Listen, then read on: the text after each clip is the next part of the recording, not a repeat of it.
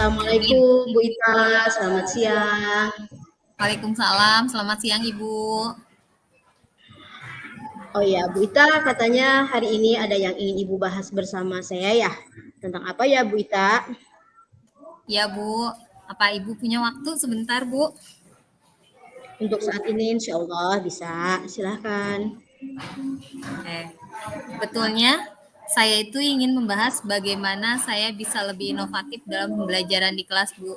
Karena saat ini saya merasa metode pengajaran yang saya ajarkan itu kurang kreatif karena waktu saya yang tersisa sebagai bendahara gitu Bu. Dan saya jadi ingin menemukan cara untuk menyeimbangkan kedua peran tersebut gitu Bu. Hal itu ya Bu Ita.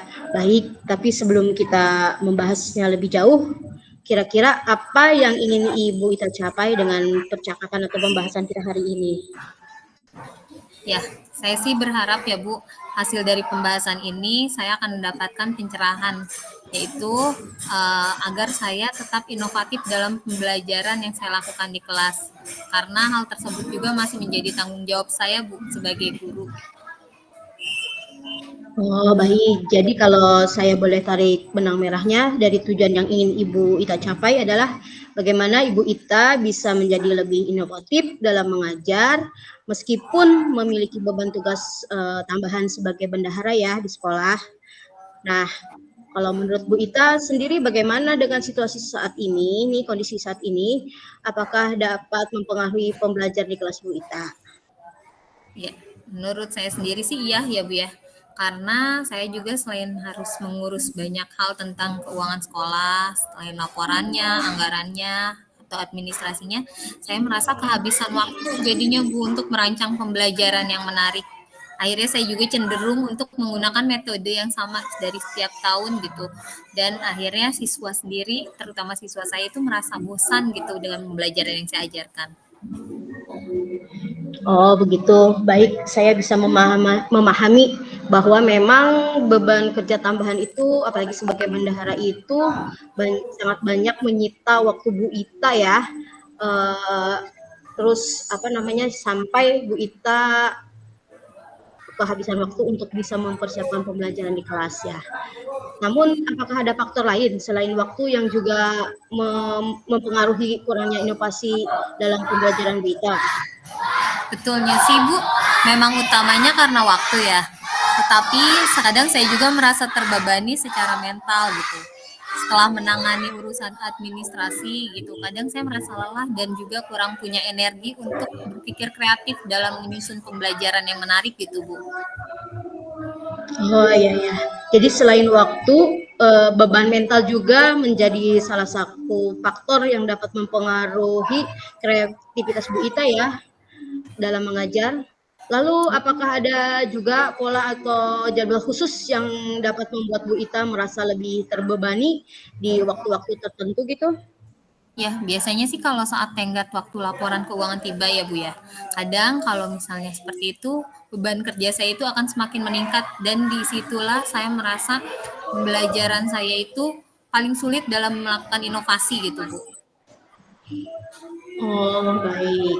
Bagaimana jika kita sedikit merefleksi ya, refleksi sejenak, apakah pernah di momen-momen tertentu atau mungkin di masa lalu Bu Ita yang pernah berhasil menemukan keseimbangan antara tugas tambahan sebagai bendahara di sekolah dan tugas mengajar sebagai guru dapat mengajar secara inovatif. Apa yang bisa membantu Bu Ita pada saat itu?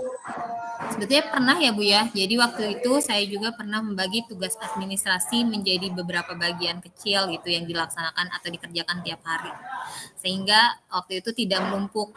Selain itu saya juga pernah meminta bantuan rekan saya untuk sebagian tugas saya sebagai bendahara yang bisa didelegasikan gitu Bu. Saya juga sempat menggunakan aplikasi yang bisa membantu mempermudah laporan keuangan saya juga Bu. Oh, nah itu hebat itu. Jadi ketika Ibu Ita berhasil membagi tugas administrasi dan memanfaatkan teknologi, Ibu Ita juga merasa lebih mampu untuk tetap berkreatif dan inovatif di kelas ya. Nah, sekarang apa yang menjadi halangan atau tantangan atau hambatan bagi Bu Ita untuk dapat melakukan hal yang sama untuk saat ini? Ya, Adakah sejujurnya Bu tantangannya? ya, kadang saya juga lupa mengatur waktu gitu Bu dengan baik. Jadi cenderung akhirnya menunda tugas. Akhirnya semuanya tuh menumpuk menjelang tenggat gitu Bu. Nah, coba mari kita pikirkan kembali langkah-langkah konkret yang bisa Bu Ita ambil ketika ke depannya gitu untuk menyeimbangkan tugas bendahara dan tetap berinovasi dalam mengajar. Apa yang menurut Bu Ita bisa lakukan untuk menghindari penumpukan tugas dan mengelola waktu dengan lebih baik? Saya rasa sih saya bisa membuat jadwal harian ya Bu ya, yang terstruktur untuk mengerjakan tugas bendahara. Jadi saya juga punya lebih banyak waktu untuk fokus pada persiapan mengajar saya. Saya juga semoga bisa menggunakan aplikasi untuk mempermudah pekerjaan saya. Dan yang paling utama, saya juga mungkin bisa berdiskusi dengan pimpinan untuk mengurangi sebagian tugas yang bisa didelegasikan kepada rekan saya yang lain. Nah, itu bagus, ide yang sangat baik Bu Ita, dengan jadwal yang terstruktur, aplikasi yang bisa membantu dan berbagi tanggung jawab, Bu Ita bisa mengelola waktu dengan dan tenaga. Terus apa langkah pertama atau langkah awal yang ingin Ibu Ita lakukan setelah percakapan kita ini? Langkah pertama kayaknya saya akan membuat jadwal atau daftar tugas harian dulu ya Bu ya. Dan mencari aplikasi yang lebih memudahkan pekerjaan saya sebagai bendahara. Nah, saya juga mungkin akan mengatur waktu untuk berbicara dengan pimpinan agar bisa mendelegasikan rekan sejawat saya yang lain. Oke, saya yakin kok Bu Ita bisa. Saya percaya langkah tersebut akan membantu sekali untuk mencapai keseimbangan yang diinginkan oleh Bu Ita. Lalu sekarang bagaimana perasaan Bu Ita setelah dapat ide untuk merencanakan hal itu?